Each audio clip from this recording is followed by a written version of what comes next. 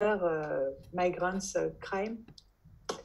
And the floor is yours, Jérôme. So I will move my hands in five minutes before the end. Perfect. Fine. Thanks, Lisa, for the nice introduction. So the paper I'm going to present you today is entitled "The Usual Suspect: Offenders' Origin, Media Reporting, and Natives' Attitude Toward Immigration."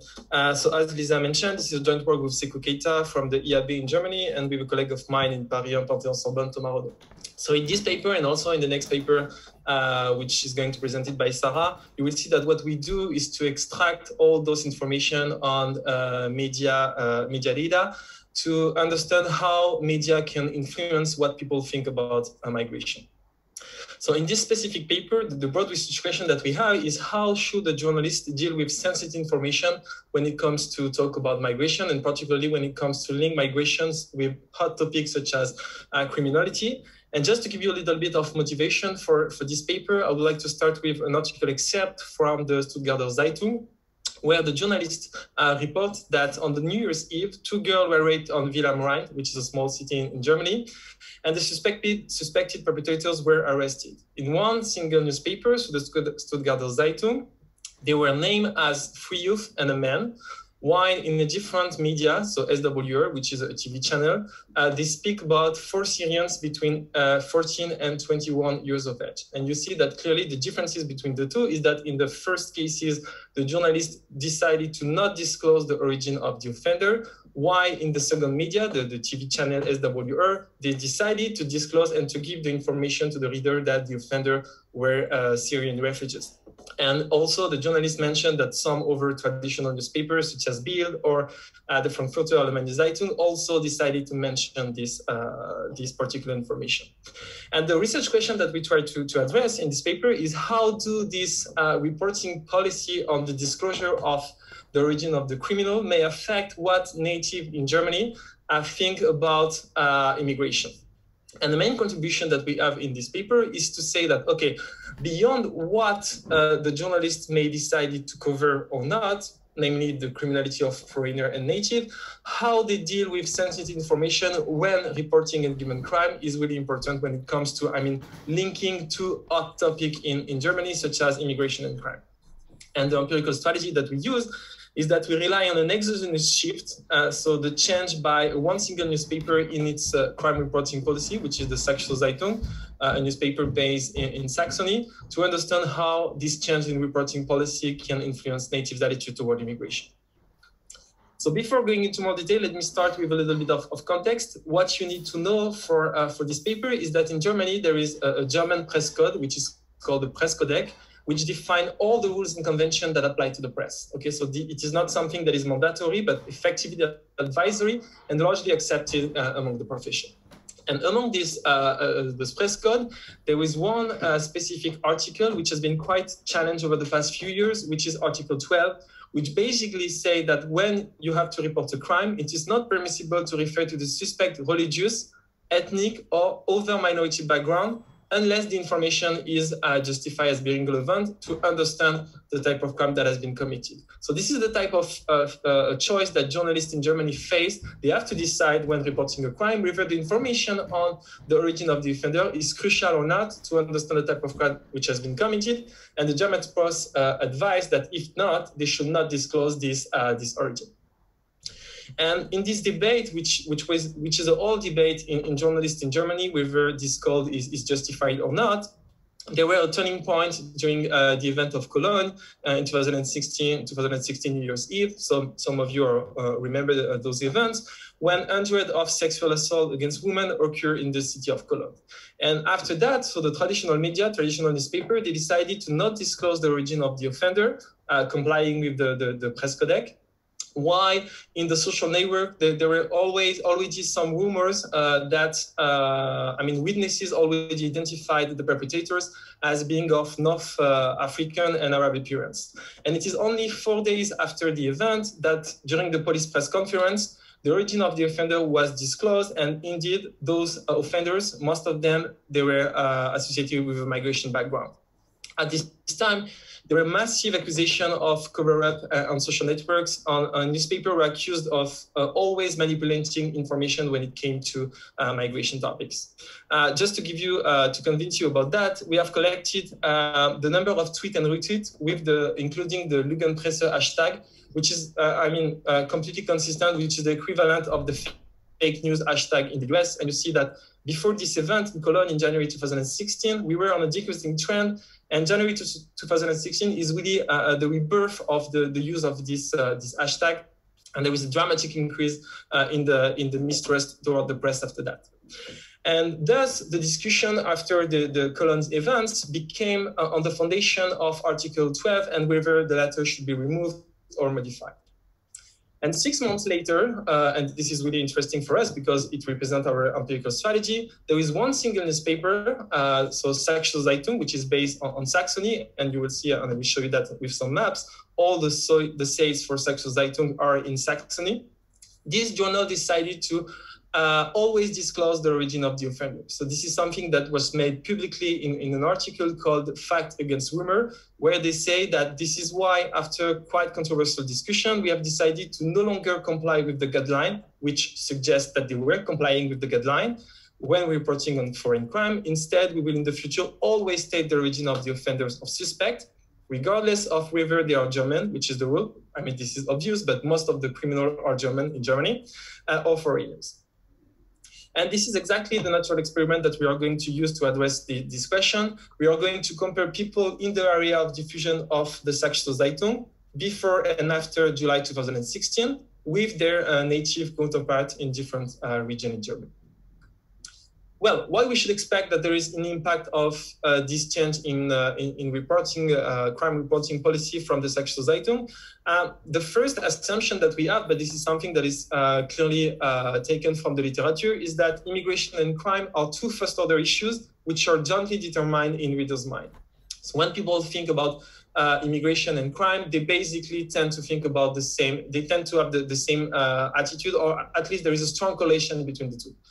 And the assumption that we have is that individuals in Germany, but anywhere, they cannot, infer the differential in crime rate for foreigners and native from their own experience. They should rely on the personal information that is given by the press.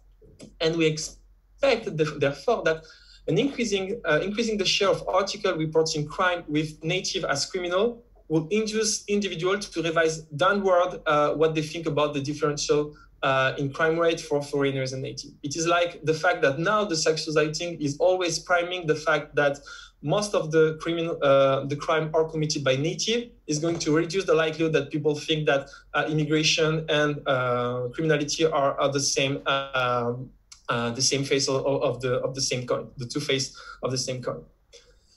Well, just clarification for this workshop, this is not a big data paper, okay? Neither in terms of the number of observation, neither in terms of the methodology. What we do is to use simple OLS estimate and fixed effect estimate. So this is not something that requires complex methodology and analysis. Still, there is some part of the paper that could be related to computer sciences, which is all that we rely extensively, I would say, on natural language processing tools to extract information from the content of newspapers. And then in the paper, we have two main objectives. So the first one is to document and to evidence that indeed the Sächsische Zeitung clearly changed its crime reporting policy after July 2016 and nothing else. And then to estimate the impact of this change in crime reporting policy on natives' attitude toward immigration. So today, and this is because of the purpose of this workshop, I will mainly focus on the first point. But if you are interested in the identification part of the paper, we have also a video that is of the presentation by Sekou, which is available on the Economic of Migration seminar website, which is a seminar jointly organized by the ICM.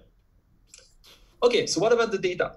So we have collected as Katrina, but with more difficulties apparently, some data from Factiva from January 2014 to December 2018. So we have collected more than 500,000 crime-related articles.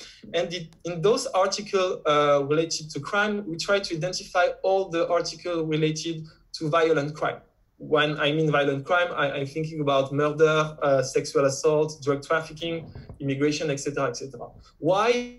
Because we expect, and this is something that is, already discussed in the paper by Mathieu Coutelier and Coulter, that these are the only crimes which are very likely to change interpersonal attitude toward foreigners, rather than articles talking about minor crime, such as traffic violation, etc., etc. And then in those collection of articles, all talking about violent crime, we try to identify with a very simple bag of word model to identify whether there is one origin that is provided by the journalist. Okay, so we have built 3 different lexicons. So the first lexicon is for foreign nationalities in Germany. So it contains approximately 2,000 nationalities. So for instance, French offenders are identified with the word Franzose, Franzosen, Französische, etc., and all the variation in spelling. Sorry, I don't speak German, so sorry for the pronunciation. Then we have a second lexicon in order to identify native offenders. So we only have 6 native markers, such as Dutch, Deutsche, Deutschem, etc. And finally, we have a third lexicon, which is not basically directly related to a given nationality, but these are words which can make think the reader that the crime is to some extent related to migration. And these are words such as migration, immigrant, refugees, asylum seekers, Muslim, etc., etc. Well, this is the one example of the type of article that we have. So here, this is a violent crime, which is reporting in a given newspaper in 2016 in Germany, where they say that a 53-year-old man who was employed in the building yard of the city of Leiningen was attacked by a 25-year-old German. And you see that here in bold, there are the 2 words that we use. First, attack, to classify the article as being relevant because it is a violent crime. And also we have this example where we see that German is identified as the perpetrator. So this is the kind of very simple text analysis that we do. Well, one concern that you should have is that we do plenty of measurement error in this type of text analysis. And the answer is yes, but this is not really important for us. Why? Because this will imply less precision in our estimate, but as long as those measurement errors are not directly correlated with the treatment, with the change in crime reporting policy by the SCHNEIDER-STRAWCZYNSKI, we should not expect any systematic bias in a given direction, okay? So eventually, we should have less precision in our estimate. Still, we can do some robustness check. First, we can do a manual classification. So we have classified, our research assistant who speak German has classified 1,000 articles doing this coding manually, whether the article is relevant or not, so associated with a violent crime, and whether there is any disclosed in the origin of the offender, and whether the origin that we capture with the algorithm is clearly the one of the perpetrators. And what I can say is that we do pretty good, okay? With this very simple text analysis, in more than 80% of the cases, we have the right classification. What we can do also is to, extract 2 subsamples of article. So article in which we find an origin, we try to also identify whether we find any word associated with victim or perpetrators in the same sentence. Okay, and what we can see is that indeed the policy change for the SCHNEIDER is only significant for the subsample where we also identify perpetrators and not victim. Okay, which is reassuring about the fact that we are clearly capturing something about the perpetrators. I will come back to that later. So this is the collection of articles that we have. So you see that we don't have all the universe of newspaper in Germany, but this is because of, data collection limitation, and also because in Factiva, you don't have all the newspaper. And also for some of them, you have partial coverage. So here we have only newspaper where you have a full coverage. So you have both national and regional newspaper. So in the end, when we focus on violent crime, we end up with more than 400,000 articles. And you see that 9% of them are belongs to the SCHNEIDER, which is the newspaper of interest in our analysis. Well, once we have collected all this data and we have tried to see whether there is one origin that is provided by the journalists, we can compare the disclosure rate of the SCHNEIDER with other German newspapers. This is exactly what you have on the right-hand side graph. So you see that in red, you have the disclosure rate, so the number of articles that disclose an origin inside the total number of articles related to crime in SCHNEIDER compared to other newspapers. What we can see is that before January 2016, there is, a very nice and close match matching between the disclosure rate of Saxo Zeitung and other newspaper, both in terms of trend and level. And after July 2016, and after that Saxo Zeitung made publicly that they will change their reporting policy, we see a huge increase, a dramatic increase in the number of articles from the Saxo Zeitung where we identify that one origin is given. And there is a huge positive gap between Saxo Zeitung and other newspaper, and this gap remained positive and constant across our period of analysis. So this is the first suggestive evidence that something happened for Saxo Zeitung compared to other newspaper. We can check that with a more empirical analysis with a definitive strategy. So here we have the disclosure rate of a given newspaper for a given month. And on the right-hand side, we have a dummy for Saxo Zeitung and times a post-treatment dummy, which is equal to 1 after July 2016 and 0 otherwise. And we also have a newspaper and month-year fixed effect. So here, beta is capturing the differential in the disclosure rate for Saxo Zeitung compared to other newspaper, with the assumption that in the absence of Saxo Zeitung change in crime reporting policy, we should have obtained exactly the same disclosure rate, both in terms of trend and level, such as I showed you before July 2016. So I'm not going to detail all the specification, which extensively rely on different fixed effect structure. What I can say and I can show you is that in all the specification, we always find a positive and significant gap in the disclosure rate for Saxo Zeitung and other newspaper, which means that Saxo Zeitung was more likely to disclose the origin of the offender after July 2016 compared to other newspaper. And what we can do is to run a type of event analysis to check whether it is something that was already the case before July 2016 and for the 3 different lexicon that I already mentioned. What we can see is that for all lexicon, actually Saxo Zeitung were less likely to provide the origin of the offender before July 2016, and the positive gap that we observe is only significant for the post-treatment period. And it is only driven by one lexicon, which is the second lexicon, which identifies German offenders. Okay, you see that there is nothing significant for foreigners or for all the immigration marker, which suggest, and again, I will come back to that later, that the only change that the Saxo Zeitung implemented is that now they always say that when the offender is a native. Okay, so they always prime this fact that most of the offenders are native.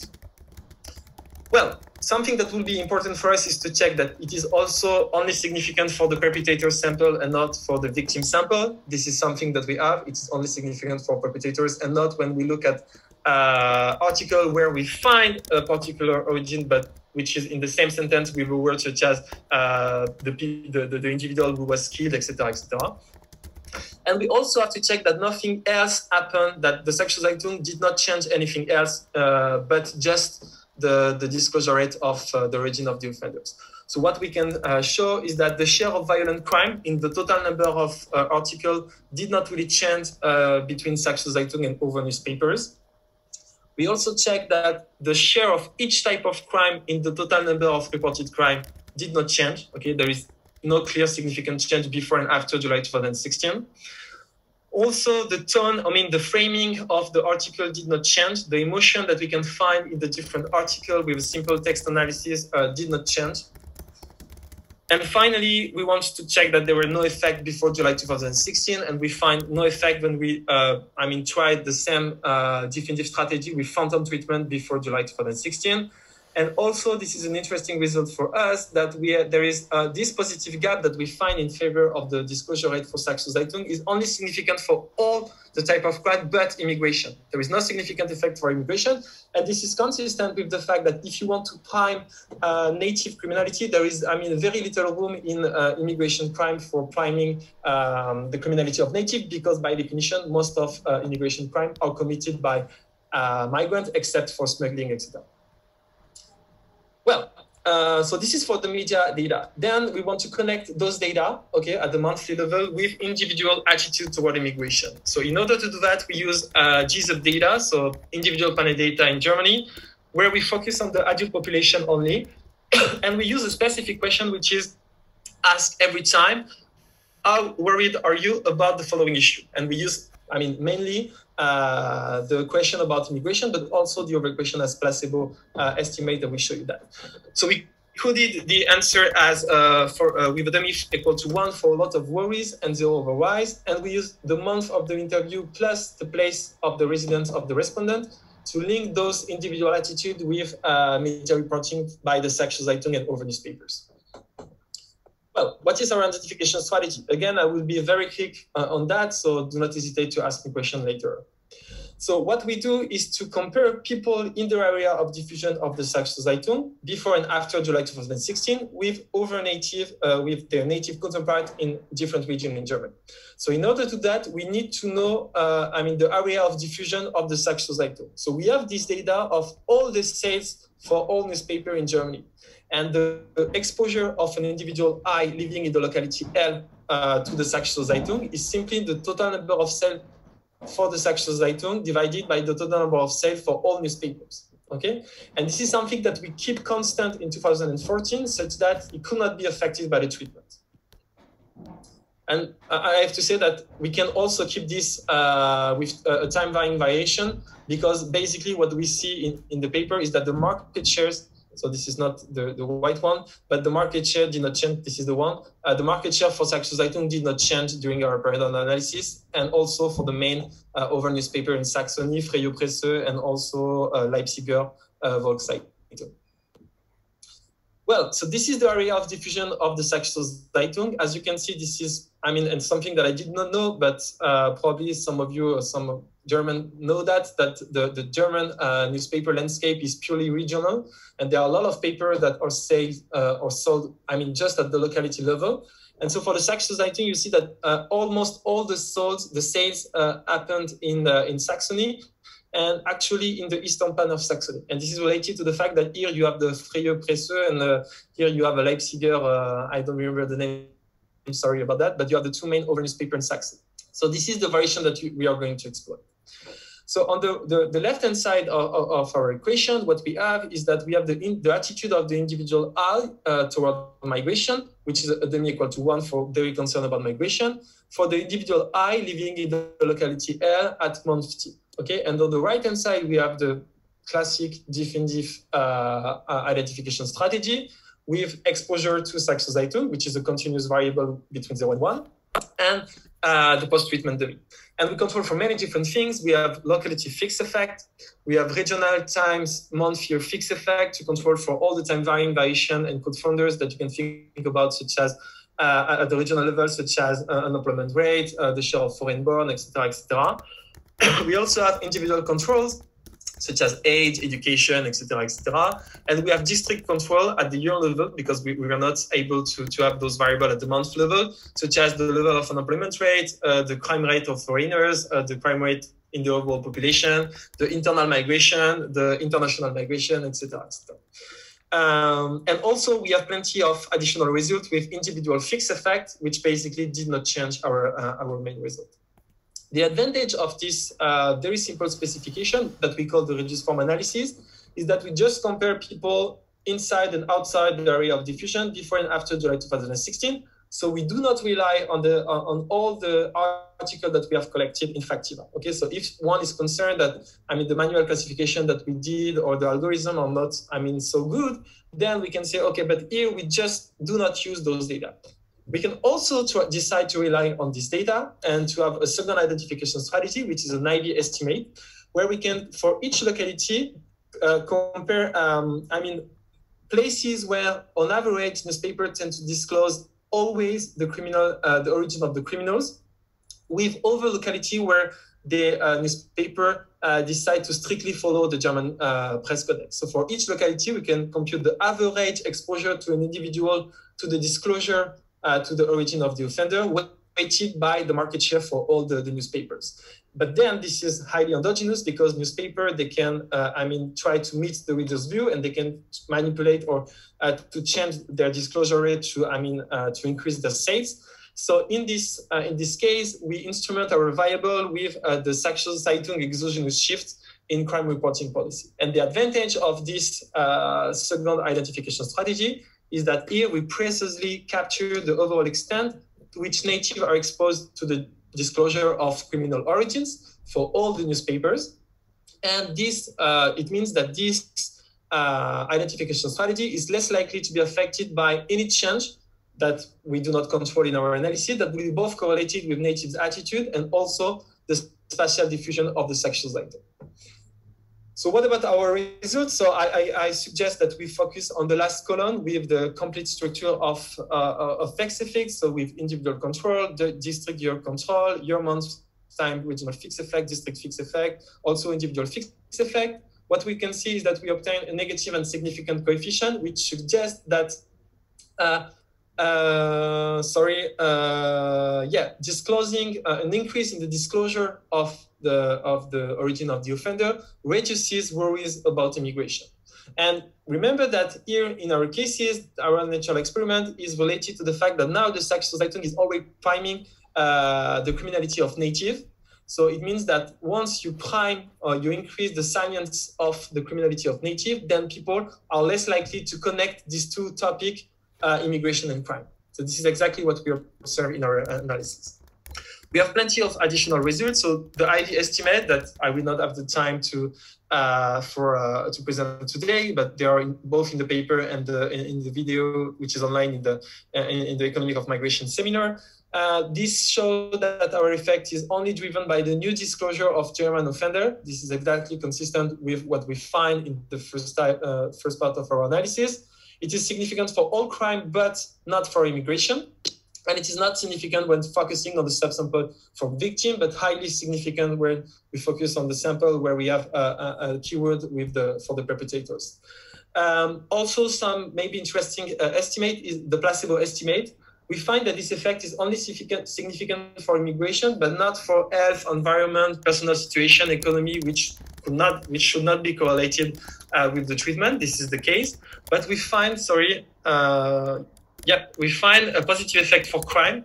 Again, the way we interpret this result is the fact that now that you're priming native criminality, people are less likely to think that criminality is something related to migration, so they are less concerned about migration, but they could be more concerned about criminality because they can have the feeling that they are more at risk of criminality given that most of criminals are native. So it increased concern about criminality. We also additional estimate with heterogeneity analysis with individual characteristic. We also try to gauge the magnitude of the effect, but anyway, this will be for another day. So just to conclude and to give Sarah the time to present her paper. So what we find in this paper is that disclosing systematically the origin of the criminal reduces significantly native worries about immigration. And this has, important implication for journalists and the press and the media in generally speaking, that when talking about migration, journalists may be very, careful about not systematically linking migration to other topics such as criminality, and when playing with sensitive information such as the origin of the offenders. So thanks for your attention, and I would be very glad to have your feedback. Thank you, Jérôme. Thank you very much. I didn't even have to raise my hand, so it's perfect. Does anybody want to ask, to launch the series of questions? Yes, Katarina, go ahead. Thanks a lot for this super interesting presentation. I was wondering if, because from my reading of German politics, Saxony tends to be especially rightist and anti-immigrant. Would you expect coefficients to be similar in other regions? Or do you think with the controls you managed to basically control for this? Exactly. This is the short answer is that we basically control for that because we have those regional time year fixed effects. So we control for that. We also have some district year control and locality fixed effects. So we think that we both control for the unobserved time invariant and both for the changes in the attitude toward migration and also the refugee crisis, which is very important in this period of time. And Sarah will provide you some insight on that. So we think that this is what we have. If you look at the data more carefully, we see that if we do not control for year, month, regional fixed effect, basically we find that people in Saxony are more concerned about immigration. And it is only when we control for this confounding variable at the regional level, so the fact that Saxony is a very specific region in Germany, that we find a negative and significant effect, which is consistent with the paper that I should have mentioned, but I did not at the time, by Mathieu Coutoni and co-author, which basically is the seminal paper on the theory about how disclosing the origin of the offender may affect people and native attitude toward immigration. Does it answer your question? Yeah? Yes, thanks a lot. Thanks. Ahmed, go ahead. Yes, but perhaps a comment or question. I'm wondering, you focus on newspapers that are sales, and a lot of people gather information through the online, rather than reading newspaper. And is there? And I have the feeling that there's a demographic divide. I mean, the young people tend to read more online than newspapers, while the older are reading more the papers. So when you do this heterogeneity analysis, did you get some sense of that by looking at age of respondent? And my second question is, do you look at the market share of the Saxony newspaper? It is possible that because of the change in policy, the market share of the newspaper has increased, and if this newspaper has more, I don't know, right or left-wing partisan, I mean, in terms of political orientation, then perhaps what we are getting here is that this change in market share of this newspaper has also changed the opinion of people regarding immigration of the topic. Yeah, thanks for this free question, I guess. So the first one related to the fact that people do not read the press anymore. That's a concern. But we can rely on the great work what is made by Julia Cagé particularly, which basically shows that most of the information that we have comes from the traditional press. It is not because you read online, there is a filter online that you are not exposed to the same information, but the provision of the information is given by the press largely. And I would say that if it is the case, is that people do not read the press anymore, it should play against us. We should not find any impact, okay? So this is my short answer. And also that the information that is on the online press is equivalent to what is in the newspapers. So they do not pay two journalists, one to write something on the online website for the Saxo Zeitung and one another to write something on the printed version. So the information is quite similar. In terms of the heterogeneity analysis, what we find is that people more likely to change their interpersonal attitude toward immigration are low-skill educated, young people, and unemployed. So how you can reconcile that with the fact that those people are less likely to also read the newspaper? This is something that is completely in line with the literature on media bias. And on if you adopt a Bayesian framework analysis, those people more likely to update their information are people with less information. Okay, and so this is why we find that the effect is stronger for unemployed, younger, and less educated migrants, because there are people most likely to update their information. And finally, regarding the market share, I can just show you that we find no effect, no change in the market share. So this is the market share for Saxo Zeitung and other newspaper in Saxony. So you see that basically there is three main newspapers in Saxony, so Freie Presse, Leipziger Volkszeitung, and Saxo Zeitung. And in all the cases, we find no significant change in our period of analysis, both in terms of trend and also in terms of spatial diffusion at the very local level. Okay, so we do not have this information, but sure for, I don't know if I have this information in the slide, but I guess yes.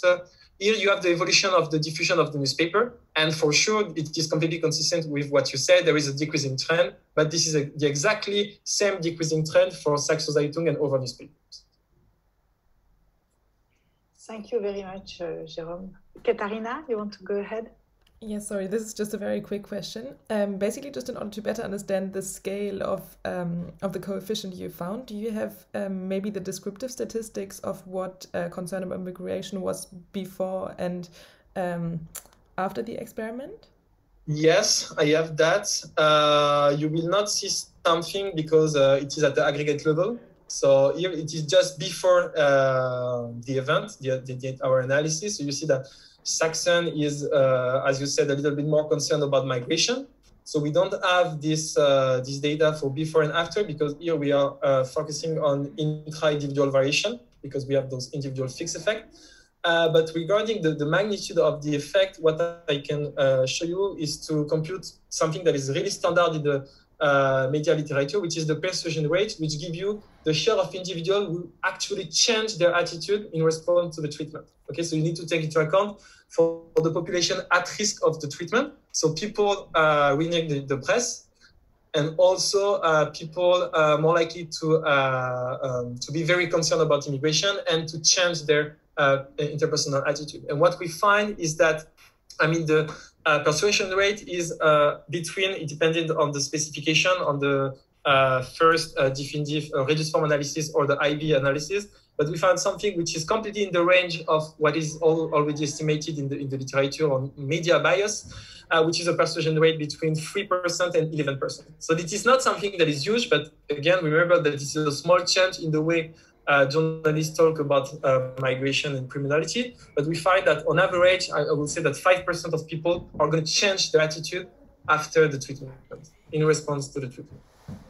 Thanks a lot. Ahmed, your hand is raised, but I think it's just from your previous question. Is there any other question from the floor?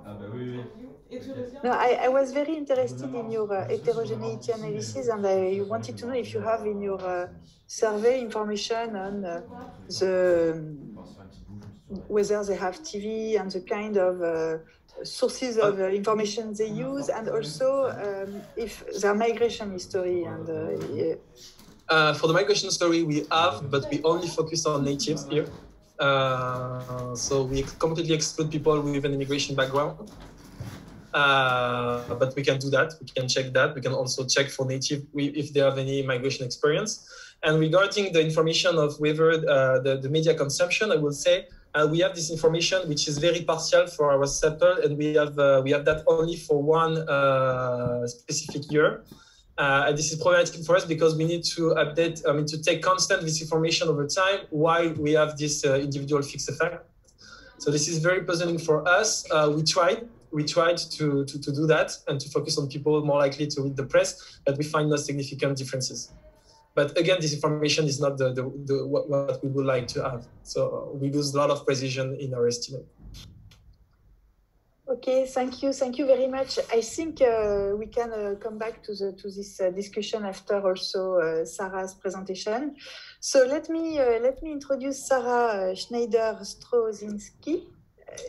You will correct me if my pronunciation is not fine. So she's finishing a PhD in economics at Paris School of Economics under the supervision of Yael Rapoport.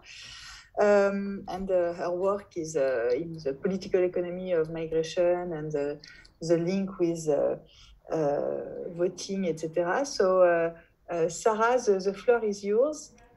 If you want to share your screen, yes.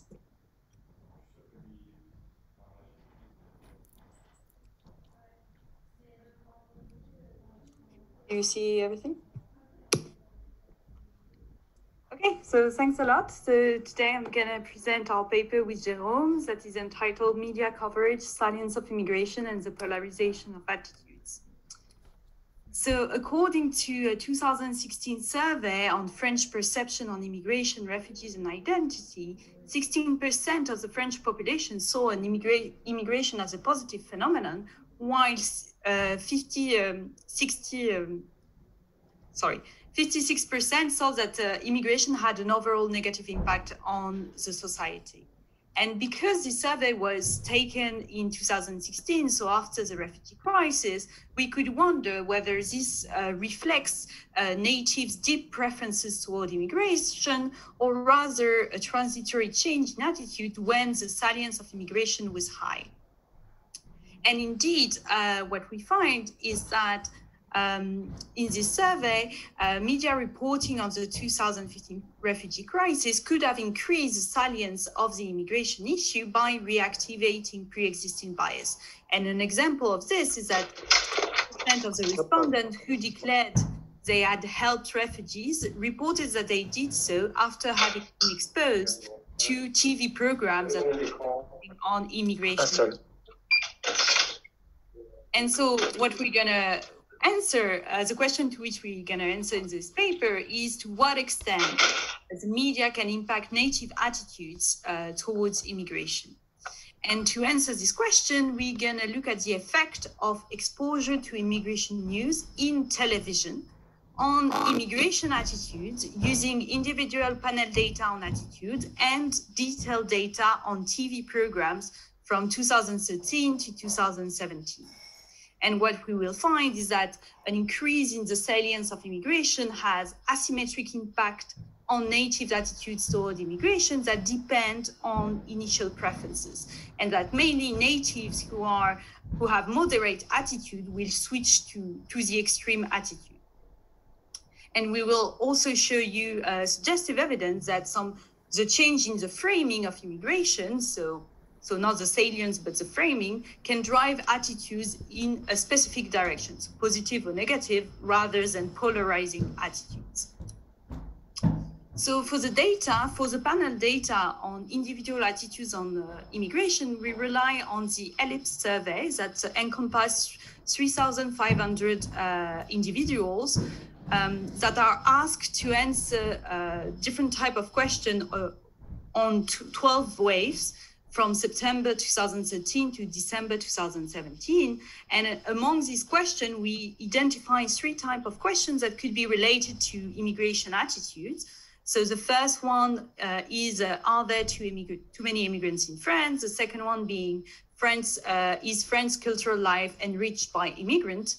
And the third one that we also associated to immigration attitude is, are French Muslim French citizens like any others? And we kept this question because in the French context, as it was previously discussed, the religiosity of people is also associated to their migration background. But of course, we show that our results are robust when we focus on the first 2 questions or on the second and third question, etc. And what is important in this survey is that we have information on the preferred channel for political information of each respondent, which allows us to link each individual to his preferred channel. So here you can see the distribution of individual attitudes regarding migration, and that in the following of our analysis, we're going to differentiate in 4 categories. So those who are pro-immigrant, those who are pro-immigration moderates, those who are anti-immigration moderates, and finally those who are strongly against immigration. So here are some descriptive statistics. You can see that those who are more pro-immigration are more likely to be young, highly educated, employed, white collars, and having a higher salary. Here, because we have the information on the preferred channel, we can plot the attitudes of individuals by their preferred channel. And so here you can see that viewers that are more against migration will tend to watch TF1, while you see that among Arte viewers, you have more pro-individual, which I think also is quite okay with the intuition we may have on these channels. Which brings me to the television data we use. So we use data provided by the Institut National de l'Audiovisuel Français, so INA, which give us the universe of programs covered by French channel TV. So here we focus on TF1, France 2, France 3, Arte, M6, BFM TV, and CNews iTélé between January 2013 and December 2017. And what we will do with this data is that we will measure the salience and the framing of immigration topic in evening news program at the monthly level. And we will look how the broadcast of immigration topic in the previous months before the interview impacted natives' attitudes toward immigration. And so in this context, to describe you a bit the database, if we have one TV journal, for instance, Le 20h de France 2 au TF1, we have this one evening TV journal, but it's composed of several subjects that are differentiated and for which we have a text description. So here you can see an example of a subject with the text description. And so what we do, which is related to what Jérôme does in his other paper, is that we run an immigration lexicon on this subject. And so that when we have a keyword related to immigration in the subject, we can identify the subject as being immigration related. So for instance, here at the end, you see the question of border control arises outside Schengen. Syrian refugees are not so interested in France. And so our comment will notice that we have the word refugees and it will categorize the subject as immigration related. And a good way to check whether our identification of migration subject is accurate is to plot a network of co-occurrence of words in migration subject. And what is quite nice is that it provides you the connection between words in migration subject and some cluster of words. And this is actually particularly useful to check the quality of the identification. And for instance, just for the story, at the beginning, we had some cluster with a name of French hostages. And we discovered that it was because every time it was written a French hostages in a foreign country, because of the word foreign, we were identifying the subject as migration related. And so it's nice to do that in order to be able to, to do some exclusion rules in order to enhance the quality of the identification with the lexicon. And so here, if we look at some descriptive stats on migration subject in television programs over a period of analysis, we can see that 3.2% of subject in television, in evening television, is related to migration. And we can see an increase after the refugee crisis, going from 2.4% to 4.4%, and that the TV channels that talks more about migration is Arte, and the one that talks less about migration is M6. And here we plot the total duration of immigration news as in our data set, and you can see that it relatively closely follows the number of asylum applicants, so actual inflows, and that is also related with people concerns or questions about migration as represented by the Google Trends on the refugee crisis subject. And so here our empirical strategy will be to measure the effect of the salience of immigration on attitudes. And to investigate this, we have different measures of salience and different measures of attitudes. And so this is a panel data analysis, so with year-month fixed effect, individual channel fixed effect, time varying covariates, and standard errors clustered at the individual level. So first, for our dependent variable on attitudes, we use a different type of variable. First, we use our attitude variable that is continuous. Then we split it at the median, and then we start investigating whether there is a polarization. So it's coded as 1 for those who have extreme attitudes and 0 for those who have pro-immigrant or anti-immigrant moderates. And then we look at whether people are becoming extremely against immigration, or if people are coming extremely in favor of immigration. And this also allows us to build some placebo dependent variables. So these are for the dependent variable for attitudes. Regarding the salience of immigration, we measure it in 4 different ways.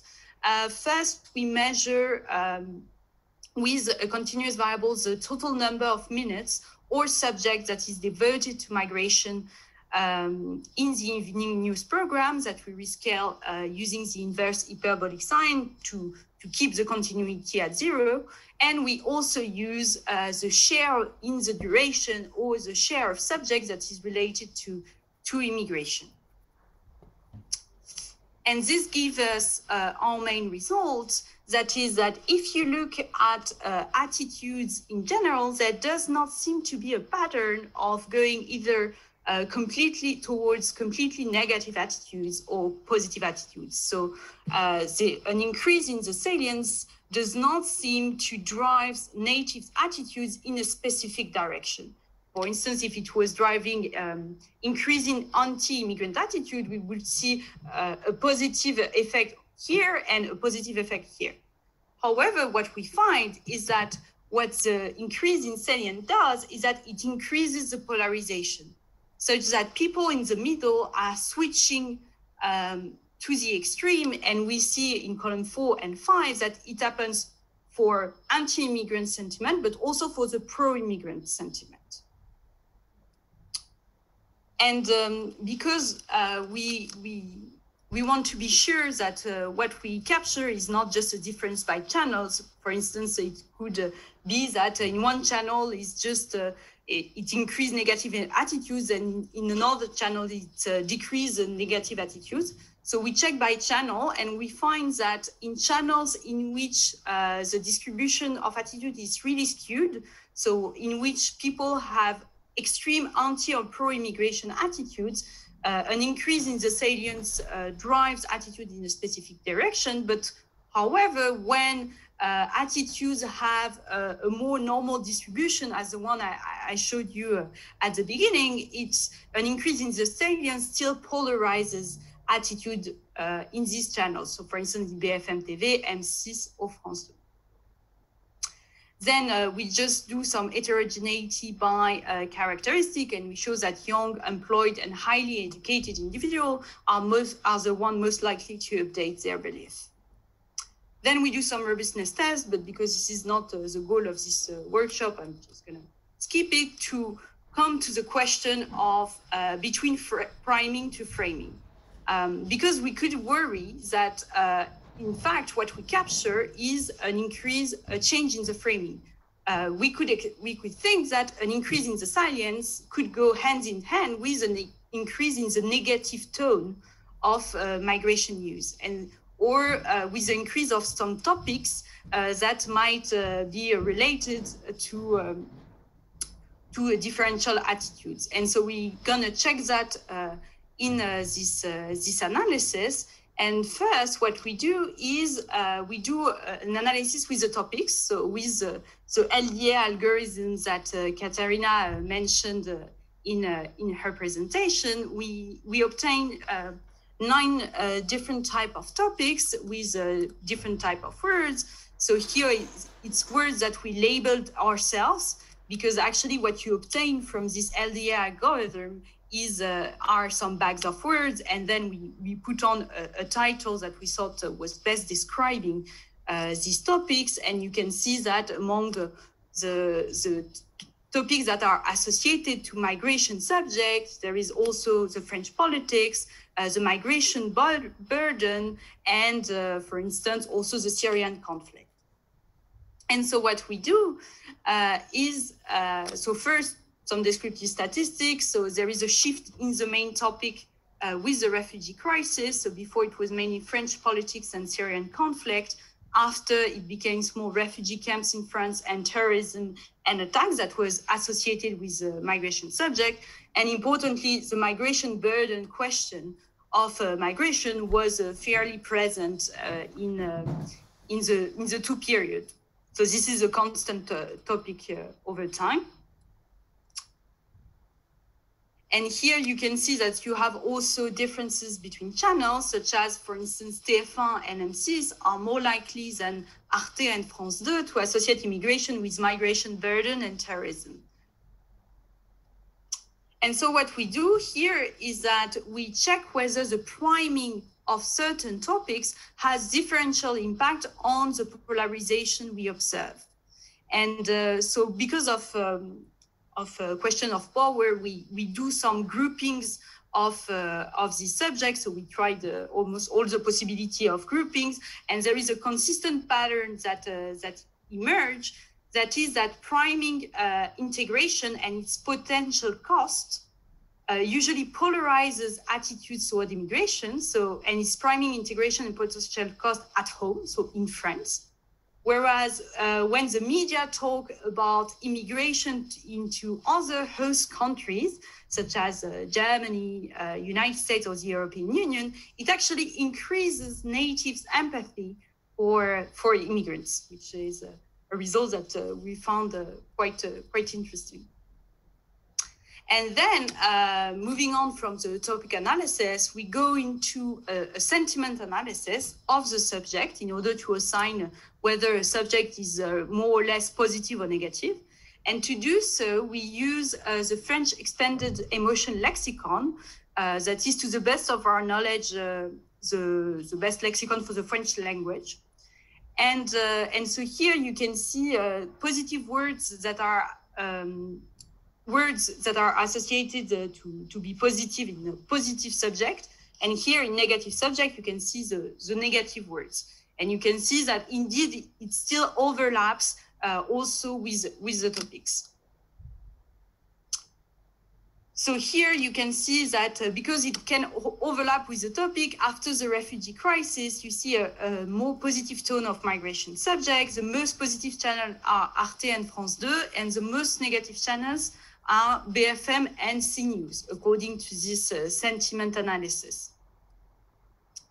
And so first, what we want to check is what I was saying before, is that the salience effect we capture is not actually reflecting an effect on the framing. So what we do is that we control for the framing, and we find that the salience polarization effect remains when we control for it. And this also allows us to see that the framing seems to impact immigration attitude in a specific direction. So a positive content will increase pro-immigration sentiment, and a negative content will increase anti-immigration sentiment. And again, we find that these priming effects seem relatively homogeneous across channels. So to conclude, so what we find in this paper is that an increase in immigration coverage polarizes attitudes towards immigration, such that viewers with moderate attitudes switch to extreme attitudes. We find that immigration news related to France polarizes immigration attitude, while news related to other hosting countries increases pro-immigration attitudes. We show that the polarization effect of the salience is significant even when framing effects are controlled for. And we find that framing and the tone of migration subject can, compared to the salience, drive attitudes in a specific direction. So thanks a lot. Thank you very much, Sarah. Thank you. Your comments. Again, fascinating work. Is there any question from the floor before I ask my own? Yes, go ahead, Hillel.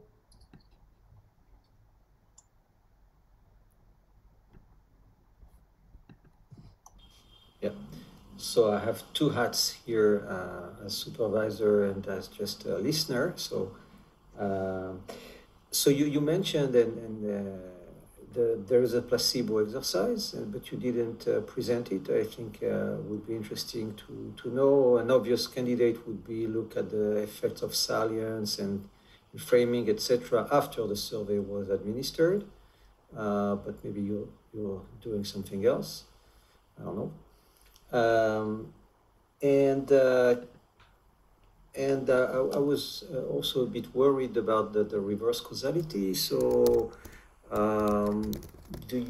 you can switch to a channel maybe because it becomes available, or if is the offer of channels stable over time, and so it could also be second point. It could also be that you change your attitude, and this is why you change the channel. I mean, this is well known for, you know, the last presidential election in the US, that, you know, many viewers left Fox News because they thought they don't treat Trump well enough. So how do you address these things? Yes. Okay. So on your first, so maybe I can just share my screen again. So regarding the placebo, so we have two types of tests. So the first one, just on the variable, it's so on the dependent variable, we create a placebo variable for which we should not find an effect, and we show here that we don't find an effect. But we also perform a placebo estimation where we randomly allocate channels to individual. I think we do that 1,000 times, and we look at the distribution of the effect, and we see that it's consistently different. So it's consistently around 0 and not significant, and significantly different from the effect we find. So if it was due to idiosyncratic changes in news broadcasts by different channels, the placebo test would not be passed. Regarding the reverse causality issue, and the switch in channels, one feature of the survey, and which is super great in our context, is that we know if they switch channels, which allows us in our specification to account for individual channel fixed effects that should reduce this concern. So I missed at the beginning, so it's a longitudinal panel. Yes. Okay, so then. Good. And we control, this is the control for the individual channel fixed effect, which allows us to reduce the reverse causality, etc. And also we have some, you can mention that we have also tried some Oster analysis to see if the unobserved heterogeneity could drive our result, and it is not the case.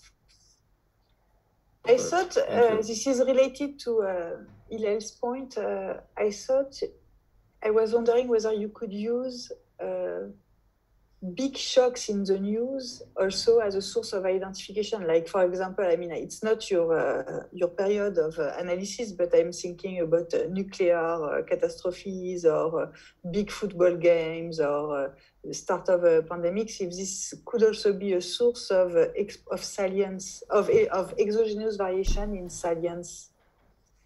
Well, actually, in the paper, we have one shock in the salient, which is the refugee crisis. So this is... but not, my idea was not migration related. Yeah, but yes, indeed, there is a part of the literature that uses this kind of ways to see when to try to estimate when the topic is not about.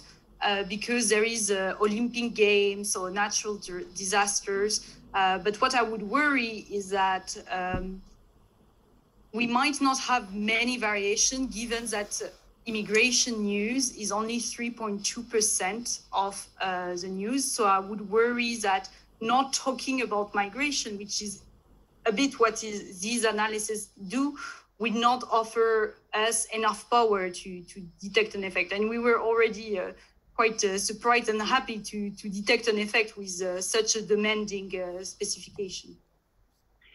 I had another question relating to your time span, because you focus on 6:45 up to 11:30, something like that. No, 9:30. And so I was wondering how this affects the exposure of individuals. Those with kids may watch TV later on. The older people might watch TV all day long. I don't know. Did you try to...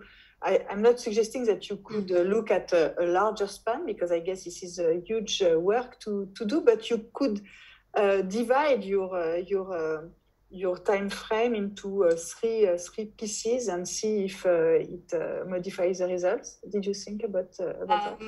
I think for power estimation, we might lose some power if we divide. I think like going like after 9:30 p.m. most channels, they except BFM TV, they just display movies or shows. And BFM TV, because it's continuous news, the news that is in between the time frame should be relatively the same after 9:30 p.m. But I don't know if Jérôme, you want to compare. No, I was thinking about your suggestion, Lisa. The problem is that for sure for the media data, we have very precise data. We can compute the salience of immigration at the second level. But the fact is that for the individual data, we only have 12 waves. Okay, we don't have, high frequency data where they always give their attitude toward immigration. So we have just 12 waves. So if we split the data between with 12 waves, so such as looking with the months preceding the interview, we can try, but it's a little bit heroic if we find something. Yeah, maybe to complement this, there were two big events. I think one is the refugee crisis you mentioned, but the other was les attentats, the bombings, Charlie Hebdo and Bataclan, which you could see as really a negative association, clearly. So maybe to see if there is any difference between something which could be seen as positive and create empathy, such as the refugee situation, and one which is clearly, in a sense, negative, associated with terrorism. So because in the topic analysis, it didn't identify that terrorism was a topic associated to migration subject. We tried to see if the salience of migration related to terrorism was impacting the polarization. And even so, without grouping, we don't find anything. And even grouping with different type of other topic, we were not able to detect an effect of the salience of terrorism. But just as a descriptive stat, migration subjects are indeed associated with sometimes with the terrorism topic, because this is something that the LDA algorithm exposed to us. And again, to do that, we first need to check that the terrorist attack happened just after waves that we have in the data. So this is something that I did not check. But we can just look at it and maybe it will. Yeah, this is something we can check. Katarina raised her hand. I have another question, but I can go after you. Go ahead, Katarina. I actually took my hand down again because I wasn't sure if this would make sense or not. But did you think, for example, to also better understand the impacts of different media outlets to, for example, do a similar analysis for newspaper data to kind of better differentiate the direct effects, say, of TV channels as compared to other media sources that people consume? So something we do in the paper is that because we know which media they watch, we can check whether the effect depends on whether they watch another type of media. And for instance, you can see that the effect of an increase in the salience on TV is impact less the polarization if the other person is watching news on the internet, for instance. But for now, we haven't performed per se the analysis at the radio level or internet level, even though I think INA also has data on radio, so this could have been something we could do. But I think in our sample, most people, I think half of people watch TV, and I fear that 20% of our sample will watch radio. And so this will reduce considerably the number of observations we can exploit. And again, I think with our specification, it will be hard to detect something on other types of media. But it also, this type of result also suggests that the information that is provided by the radio is very close to the one that is provided by the television, instead of things that are provided on the internet, etc. This could be also why we find an impact only on people watching TV and radio. I had, I mean, this is somehow this is related. I was wondering whether you could use the information that you get on TV from the images, because here you use mostly textual information. So, I mean, it's probably very difficult, but I was wondering whether some programs are more, I don't know, the way either through the color of the skin, for example, of the presenters, or either if you could also extract some information. Yeah, I think, so definitely, I think it won't be us who will be doing this, but I think in the, I don't know, 5-year future, I wouldn't be surprised if the data scientists at INA, because I have quite a team of data scientists, do that. They already do, they already work on speech recognition.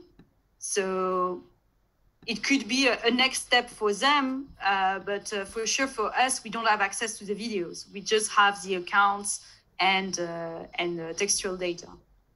And even for the textual data, this is very partial information that we have. This is just a description of the content, but we don't have the exact transcription of the journal or things like that. So, yeah, because this do not exist. At one point, we tried to see, you know, because there are programs for people who hear bad, to see if there was data on this, and but then we discovered that actually there is a very, very low share of programs that provide this kind of additional service, and data on it is privately owned by the channel, so it doesn't exist.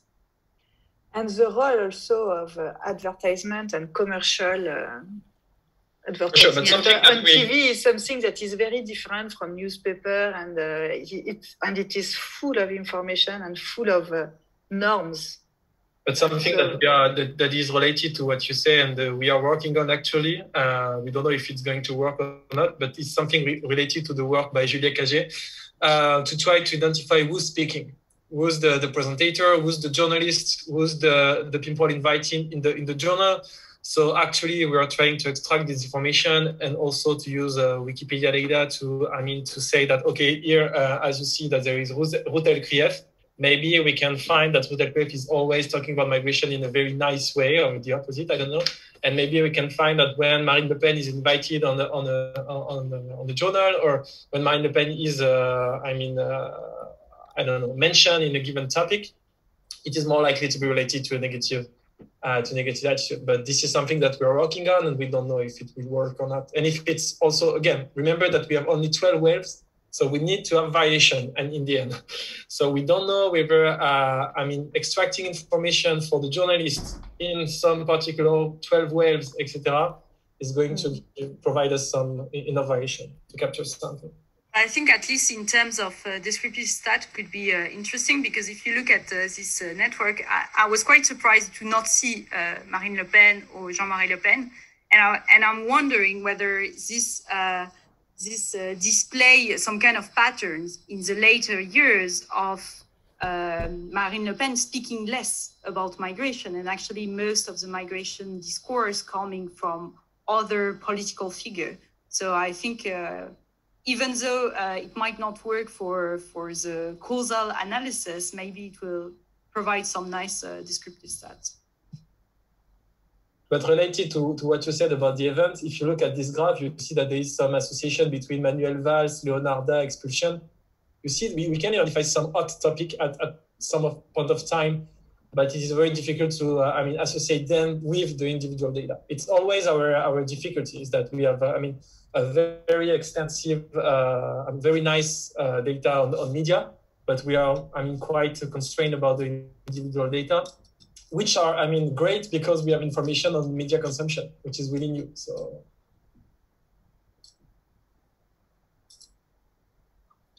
This is really interesting. You do not have probably the time depth that is required, but you could also include in your analysis information on the governance of each of these channels, which changes through time, and the editorial line may also change with the kind of Of course, in our time frame, we have CNews, and that was bought by Vincent Bolloré, but this topic is already explored by Julia Cagé. Okay. Ahmed, you want to ask a question? Go ahead. Yes, but I think it's a question has been more or less raised by Hillel. I conclude from what you did that the media shape attitude, okay, the media shape attitude, which is can be optimistic or pessimistic on how people form their thinking and so on. But we always have to think that media is a market, and they are competing together to attract readers or to attract viewers, or whatever. So at some point, I thought that it could be nice to as you did in the previous paper, indeed, to see how this market has changed over time. Because we know that it's more true for newspapers. We know that some big groups own 80% of newspapers in France, Bolloré and so on. You know, I don't know in the TV market how it is, but we already have to think that there is a supply and demand here. That is there's a market for and channels are competing to attract new viewers, and perhaps when you have big shocks like could be terrorist attack, it could be refugees or whatever, this can also give to these channels a way to maybe change this discourse in order to tape some new viewers. So to be nice to document that, at least what has changed in this market share of each channel over time.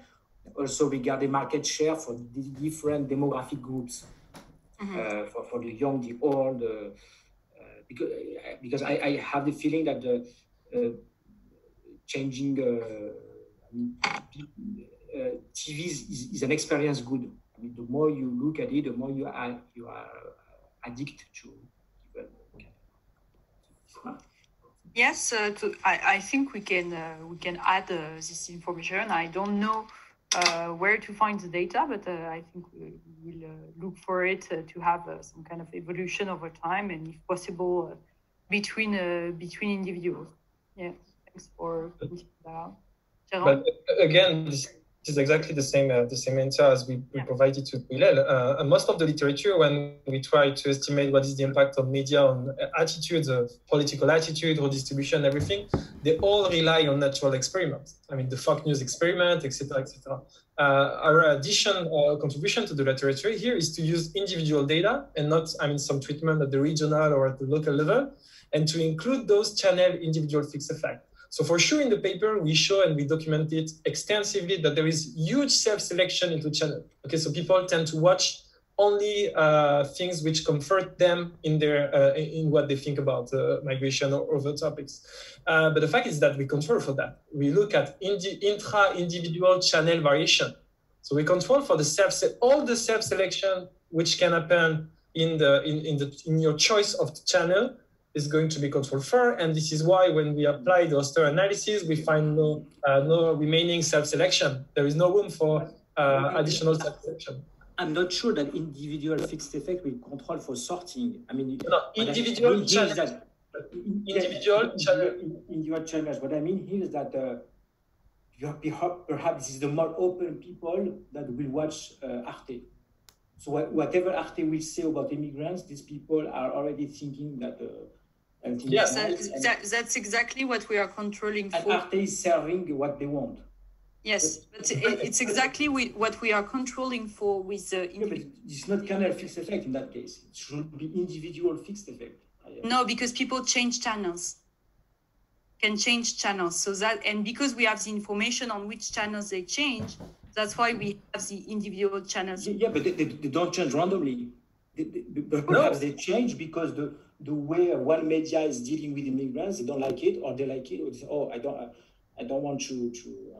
I don't feel comfortable this way that media is treating this information, so I will change. They don't change randomly. So controlling for media fixed effect, canal fixed effect. It's individual channel. It's the interaction channel. We have the interaction between individual and channel fixed effect. Okay, maybe. But so you lose all those which never change. We do not lose them, but we lose the variation of them. Yeah. So this is important in a way. What you say, Lisa, is very important. This is very similar to literature on match employer-employee data. I mean, you have two different groups here: the never switcher, the switcher, and they can switch in different directions. But okay, anyway, we are perhaps too. Yes, it becomes a bit technical, but I'm sure we have all understood now what everybody wants to say about it. Thank you. Is there any other question before we stop? No? So thank you again to all of the presenters, Katharina, Jisoo, Sarah, and Jérôme. Thank you. It was really, really interesting, I think, again today. Katharina, if you can send me the video, I will see what we can do about it. I'm sorry about your own presentation, which was not recorded. And I will ask also the presenter to send me their slides if you don't mind that we post them some place, or if it's not finished and it's a problem, we can also do otherwise. So we will keep in touch regarding the next meeting, which will be probably end of September, beginning of October, and we will also keep in touch regarding the meeting of the ICM, the Institut Convergences Migrations, journée de rentrée, which will take place on the 13th and 14th of September, and I hope to see all of you over there. Okay, and meanwhile, have a nice summer, and we talk in September. Okay, goodbye everybody. Bye Thank bye. you, Lisa, for Thanks a lot. organizing this Thank you workshop very much. series. Bye bye.